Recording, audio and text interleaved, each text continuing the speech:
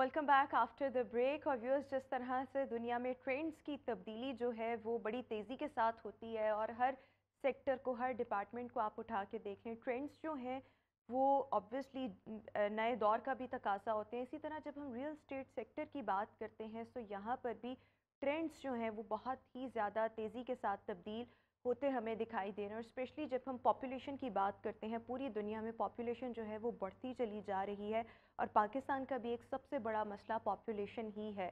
So obviously लोगों के लिए इस हवाले से रिहाइश के भी प्रॉब्लम्स आते हैं और इसी को सॉर्ट आउट करने के लिए या इन प्रॉब्लम्स को एड्रेस करने के लिए जितने भी डेवलपर्स हैं वो इस नतीजे पर पहुंचे हैं कि वर्टिकली चीज़ों को बिल्ड किया जाए और वर्टिकल रियल स्टेट प्रोजेक्ट्स की तरफ आया जाए। इसमें रिहाइश भी इख्तियार की जा सकती है, इनको कमर्शियल मकासद के लिए भी इस्तेमाल किया जा सकता है, प्लस इनमें इन्वेस्टमेंट भी की जा सकती है जो कि आगे चलकर बहुत फ़ायदा भी दे सकती है। सो आज हम इसी पर ही बात करेंगे कि जो वर्टिकल रियल स्टेट प्रोजेक्ट्स हैं वो किस अंदाज में हम सब के लिए फ़ायदेमंद हो सकते हैं। पाकिस्तान में अब ऑब्वियसली पॉपुलेशन भी एक मसला है, सो लोग किस तरह से इस तरफ इंक्लाइंड हो रहे हैं और प्लस रियल स्टेट के करंट ट्रेंड्स क्या हैं, इस पर बात करने के लिए I am having along with me real estate developer Abdul Manan भट्टी इस वक्त हमारे साथ शो में मौजूद है। Manan, thank you so much for joining us in our show. So सबसे पहले जब हम ट्रेंड्स की बात करते हैं, आप किसी भी डिपार्टमेंट, किसी भी सेक्टर, कहीं पर भी बात कर लें, सो ट्रेंड्स जो हैं वो हर वक्त तब्दील होते हैं और ट्रेंड्स के मुताबिक ख़ुद को अपग्रेड करना ये सक्सेस की निशानी भी होती है। सो रियल स्टेट की जब हम बात करते हैं, what are the current trends these days? देखिए बेसिकली हम जो पाकिस्तान है वो डेवलप्ड कंट्रीज़ को फॉलो करता है और आज से 10 से 12 साल पहले जितने डेवलप्ड कंट्रीज़ थे, जिनमें आप यूएसए की मिसाल ले लें, आप कनाडा की मिसाल ले लें या आप मलेशिया में चले जाएं, कोलंपुर में चले जाएं, तो कंस्ट्रक्टेड प्रॉपर्टीज़ या जो रेजिडेंशियल टावर्स हैं उसमें लोग बहुत ज़्यादा सरमायाकारी भी कर रहे थे और रिहाइश भी इख्तियार कर रहे थे। हमारे पाकिस्तान में भी कराची में आप देखेंगे ज़्यादा लोग वर्टिकल की तरफ तवज्जो करते हैं। उसकी रीज़न ये कि आप हमारा जो ग्रीन लैंड है उस पर सोसाइटीज़ अप्रूव हो नहीं सकती। जो डेवलपर्स ग्रीन लैंड पे सोसाइटीज़ अप्रूव करवाते हैं, लोग उनमें सरमायाकारी करते हैं, बाद में एलडीए या कोई भी कॉम्पिटेंट अथॉरिटी आके वहाँ पे ऑपरेशन कर देती है। तो जब आपने पॉपुलेशन के इर्द गिर्द रहना है तो उसका एक ही सोल्यूशन है और वो वर्टिकल हाई राइज बिल्डिंग्स हैं, जिनमें आपके अपार्टमेंट्स भी होंगे, जिनमें आपकी शॉप्स भी होंगी और जिनमें डिफरेंट आपके जो एमिनिटीज़ हैं वो भी इन्वॉल्व होंगी।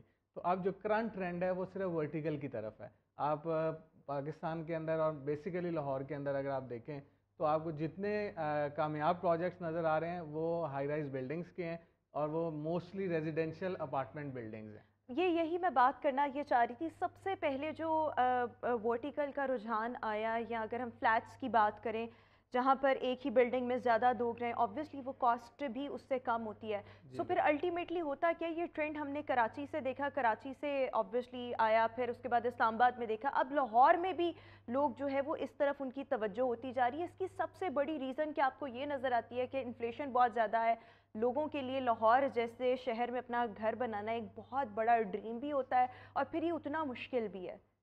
अच्छा, आपकी बात इन्फ्लेशन एक फैक्टर है, लेकिन दूसरा फैक्टर ये है कि आप अगर घर बना लें बैरिया टाउन या उससे भी आगे जो सोसाइटीज़ बन चुके हैं जो लाहौर के हदूद से बाहर हैं, वहाँ से अगर आपने सिटी सेंटर के अंदर आना है तो आपके लिए बहुत मुश्किल हो जाएगा, 20 मिनट लग जाएंगे सिटी सेंटर में आने में। तो सिटी सेंटर में अगर आपने कोई भी जॉब करनी है या कोई भी अपना रोज़मर्रा का काम करना है तो आपको सिटी सेंटर में रिहाइश चाहिए। अब सिटी सेंटर में ऑलरेडी घरों की पॉपुलेशन है। अब उन पॉपुलेशन के साथ अगर आपने और लोगों को बात करना है तो आपने वर्टिकल की तरफ मूव करना है और ये वक्त की ज़रूरत है। और वर्टिकल में ना सिर्फ आपका जो है वो ट्रैवलिंग बचती है, बल्कि जो लोग भी रहते हैं, अब प्रैक्टिकल लोग हैं, घरों में उतने ही ज़्यादा आपके प्रॉब्लम ज़्यादा हैं, सिक्योरिटी का प्रॉब्लम है, दूसरी मेंटेनेंस का प्रॉब्लम है। वर्टिकल में ये है कि एक मैनेजमेंट कम्युनिटी होती है, वो आपकी सारी चीज़ों का ख्याल रख रही होती है। अच्छा, लेकिन इसमें एक आप और चीज़ भी मैं आपके साथ ज़रा डिस्कस करना चाहूँगी कि जब हम वर्टिकल की तरफ आते हैं ना, तो लोगों के दिमाग में ये होती है ना ज़मीन अपनी ना छत अपनी। सो फिर ऐसे लोगों को ऑब्वियसली उनकी काउंसलिंग करने के लिए क्या चीज़ है, लोग अभी भी ये सोचते हैं, ये और बात फिर इसका हल क्या आप उन्हें बताते हैं? देखें जी, आपकी बात बिल्कुल ठीक है, ना ज़मीन अपनी ना छत अपनी। जितनी भी निजी पाकिस्तान में सोसाइटीज़ हैं उनमें अगर आप अपना प्लॉट बुक करवाते हैं तो ना फ़र्द आपकी ना इंतकाल आपका, तब हमारे लोगों को अपनी ज़मीन की फ़िक्र नहीं होती। इसी तरह जब आप वर्टिकल में जाते हैं, जो भी डेवलपर वर्टिकल की अप्रूवल्स लेता है तो वो उसको एज लैंड बाइफर्केशन लेता है। तो जब वो अपने अपार्टमेंट या शॉप्स बेच जाता है तो उसके बाद वो प्लॉट को नहीं बेच लेता। और 99 ईयर्स लीज पॉलिसी है कराची में, इसी तरह लाहौर में जो है वो 99 ईयर्स की तो गारंटी है। उसके बाद ये होता है कि अगर आपकी बिल्डिंग फॉर एग्जांपल किसी हादसे का शिकार हो जाती है, अब तो उसको कवर कर रही होती है इंश्योरेंस कंपनी। अगर 100 साल के बाद वो बिल्डिंग की अपनी मुद्दत ख़त्म हो जाती है, तब भी उस पर बिल्डिंग या तो रिकंस्ट्रक्ट की जाती है या उस बिल्डिंग के प्लॉट को बेच के तमाम स्टेक होल्डर्स को पैसे दिए जाते हैं। तो वो छत और ज़मीन का कॉन्सेप्ट अब पुराना रह चुका है। अच्छा, वैसे ये इंश्योरेंस वगैरह हो जाती है अगर कोई अपार्टमेंट्स में रह रहा है, तो वो इंश्योर्ड होते हैं सारे, और वो इंश्योर्ड क्लाइंट्स को खुद करवाने पड़ते हैं या वो डेवलपर करवाते हैं? देखें, जो अच्छे डेवलपर हैं वो जिस दिन अपना प्रोजेक्ट शुरू करते हैं वो अपना बिल्डिंग इंश्योर करवा लेते हैं। उससे ये उनको डेवलपर को भी फ़ायदा होता है कि अगर कोई नुकसान होता है तो वो इंश्योरेंस कंपनी कवर कर रही होती है, और कल को जब आप अपने क्लाइंट्स को देते हैं उनके लिए कोई प्रॉब्लम बनती है तो वो भी इंश्योरेंस कंपनी उनको रिकवरी करके देती है। बिल्कुल ठीक हो गया। यानी कि उसमें मेन अगर आपका डेवलपर अच्छा है तो उसका मेन रोल उसका आता है। अच्छा, इन मामलात में अगर हम वर्टिकल की तरफ जाएं, फ्लैट्स की तरफ जाएं, अपार्टमेंट्स की तरफ जाएं, या इवन घरों की तरफ भी जाएं, प्लॉट्स की तरफ भी जाएं, फ्रॉड बहुत होता है प्रॉपर्टी के लेन देन में ना, मामलात में फ्रॉड बहुत ज़्यादा होता है। और अभी तक इतनी अवेयरनेस के बावजूद भी लोग जो हैं वो बेवकूफ़ बन जाते हैं, किसी ना किसी झांसे में आ जाते हैं। लोगों का किसी झांसे में आना, ट्रैप होना, इसकी क्या वजह होती है? प्लस इन फ्रॉड से खुद को कैसे बचाया जा सकता है? What do you think? लोग जो भी इस फ्रॉड का शिकार होते हैं वो लोग हैं जो लालच करते हैं।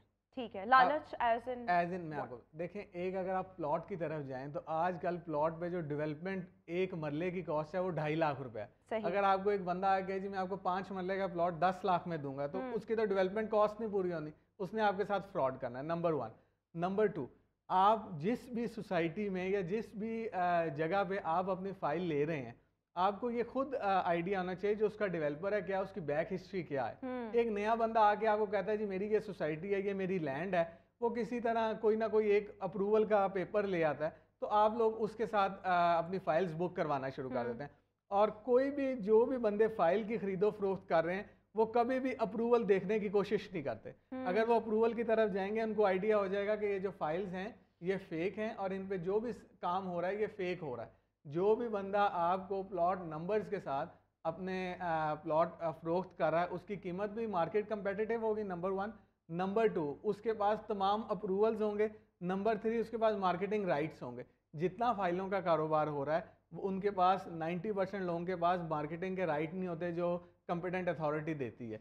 अब वो मार्केटिंग के अलावा और सिर्फ तल्लक पे डीलर कम्युनिटी उसको मैनिपुलेट करती है और आपके जो फाइल्स हैं उन पे रेट बढ़ाया जाता है। और जो लोगों को एक मिथ समझाई गई है कि जी ये प्री लॉन्च है, आप अभी ले लें, जिस दिन अप्रूवल है ये डबल हो जाएगी। हाँ, ये ऐसे, ये तो मैंने भी बहुत सुना है कि प्री लॉन्च रेट आपको डबल शाह के चक्कर में, वो डबल शाह तो खत्म हो गया, अब ये प्रॉपर्टी में डबल शाह आ गए। डबल शाह के चक्कर में जितने लोग हैं वो डबल करने के पैसों के चक्कर में वो अप्रूवल्स देखते नहीं है, और ये सबकी अप्रूवल आ जाती है, नहीं आती सबकी अप्रूवल। मेरी कंपनी बैक 45 साल से हम ये कारोबार कर रहे हैं, 9 डिपार्टमेंट हैं जहाँ से अप्रूवल लेनी पड़ती है।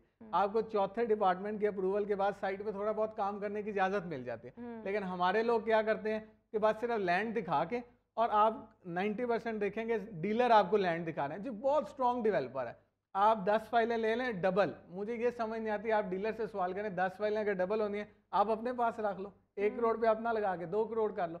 लेकिन वो आपको देते हैं और आगे से ये झांसा देते हैं जी 2 माह बाद डबल के रेट में हम आपसे बाय कर लेंगे। ऐसा कोई पाकिस्तान में कारोबार नहीं है, ये सब फ्रॉड है और लोग लालच के चक्कर में इसमें अपना भी नुकसान करते हैं। अच्छा, एक और ये चीज़ होती है कि बहुत सी नई सोसाइटीज़ जो हैं वो क्या करती हैं कि प्लॉट्स तो नहीं होते लेकिन फाइलों पे फाइलें बेचे जाते हैं। सो इन मामलात को कैसे डील किया जाए? क्या ये भी वही चीज़ है जो भी आप बता रहे हैं? देखिए, हम इसमें मेरा हमेशा से एक एजेंडा हुआ है कि गवर्नमेंट को इंटरवीन करना पड़ेगा। हमारी रियल एस्टेट इंडस्ट्री एग्रीकल्चर के बाद पाकिस्तान में 2nd लार्जेस्ट इंडस्ट्री है, लेकिन आज तक इसको इंडस्ट्री का रुतबा नहीं दिया गया। अगर आप इसको इंडस्ट्री का रुतबा देंगे, इसमें चीज़ें इम्प्लीमेंट करेंगे, आप ये दिखाएंगे कि अगर एक लैंड है, अब लैंड में 100 प्लॉट हैं, ये पहले दिन पता लग जाएगा, तो आप उसको 100 प्लॉट बेचने क्यों देते हैं? 100 प्लॉट में से भी आपको 5% मॉर्गेज कंपिटेंट अथॉरिटी में करवाना पड़ता है, आप 95 प्लॉट बेच सकते हैं। आप 2000 फाइल बेचते हैं, फाइल से बड़ा फ्रॉड फॉर्म में होता है। अच्छा। हाँ जी, फॉर्म एक ऐसी चीज़ है जो हम लोग ले लेते हैं जी, ये एडजस्टमेंट फॉर्म है। मुझे आज तक समझ नहीं लगी, मुझे भी इतना अर्सा हो गया काम करते हुए, एडजस्टमेंट फॉर्म की मिथ क्या है। एडजस्टमेंट फॉर्म सिर्फ डीलरों ने आपसे पैसा इकट्ठा करना है और डेवलपर को जमा करवाना है। एडजस्टमेंट फॉर्म के ऊपर क्लियरली लिखा हुआ है, ना वो नैब में क्लेम होगा, ना वो फेस वैल्यू पे आपको उसका रिफंड मिलेगा, सिर्फ वो फ्यूचर प्रोजेक्ट्स में, उनके फ्यूचर प्रोजेक्ट्स में किस्तों में एडजस्ट होगा। जब आपने प्लॉट बाय नहीं करना, आप 20-20 एडजस्टमेंट फॉर्म ले लेते हैं। सही। तो वो आप 20 एडजस्टमेंट फॉर्म इस चक्कर में लेते हैं कि जी इसका रेट बढ़ जाएगा। कभी कभी आप सट्टेबाजी में डीलर उसका रेट बढ़ा भी लेते हैं, लेकिन रेट बढ़ा के वो सारा जो सामान है वो एंड क्लाइंट को बेच जाते हैं। बाद में डीलर आज़ाद है, डेवलपर आज़ाद है, आप किसी जगह पे क्लेम ही नहीं कर सकते वो एडजस्टमेंट फॉर्म। यानी कि ये बड़ी टेक्निकलिटीज़ हैं और उनको देख लेना बहुत ज़्यादा ज़रूरी है। लेकिन ये अब आप लोगों को क्या सजेस्ट करेंगे whenever they are about to buy something, उससे पहले आपके प्रिवेंटिव मेजर्स क्या होने चाहिए? किस अंदाज में चीज़ों को मेक श्योर करना चाहिए कि आपके साथ कोई फ्रॉड ना हो? देखिए, सबसे पहली बात ये है कि आप जो भी किसी भी सोसाइटी में प्लॉट लेना चाहता है या किसी वर्टिकल बिल्डिंग में अपार्टमेंट लेना चाहता है, तो वो डेवलपर हिस्ट्री देख ले। अब एक बंदा है जिसको आप जानते भी नहीं, जिसकी प्रोफाइल भी नहीं, वो 10 करोड़ रुपए का या 10 अरब रुपए का प्रोजेक्ट ले आए, तो वो आप खुद अपने साथ नुकसान कर रहे हैं। डेवलपर हिस्ट्री बहुत ज़रूरी है। आप देखें डेवलपर क्या इतने पाए का है कि वो डिलीवरी दे सकता है। क्या डेवलपर पे पहले फ्रॉड केसेस तो नहीं चल रहे? बहुत सारे ऐसे डेवलपर हैं जो एक फ्रॉड करके नए नाम के साथ दूसरा फ्रॉड करने लग जाते हैं। आप उनके पास मत जाएं।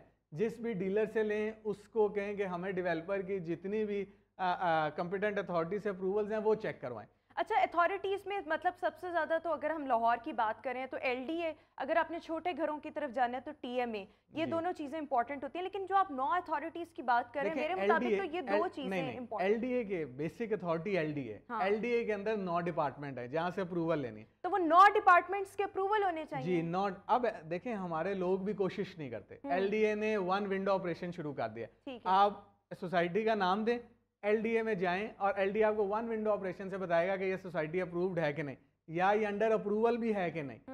9 जो डिपार्टमेंट हैं वो LDA के अंडर काम कर रहे हैं, जिसमें वासा है, वापडा है, इंफ्रा का है, मार्केटिंग का है, इस तरह 5 और डिपार्टमेंट्स हैं, जिसमें वेस्ट का है और भी डिफरेंट डिपार्टमेंट है। इन सब से अप्रूवल होने के बाद आपको सोसाइटी की मुकम्मल अप्रूवल मिलती है। अब वो सोसाइटी की अप्रूवल आपने चेक करनी है, आप LDA के ऑफिस चले जाएं।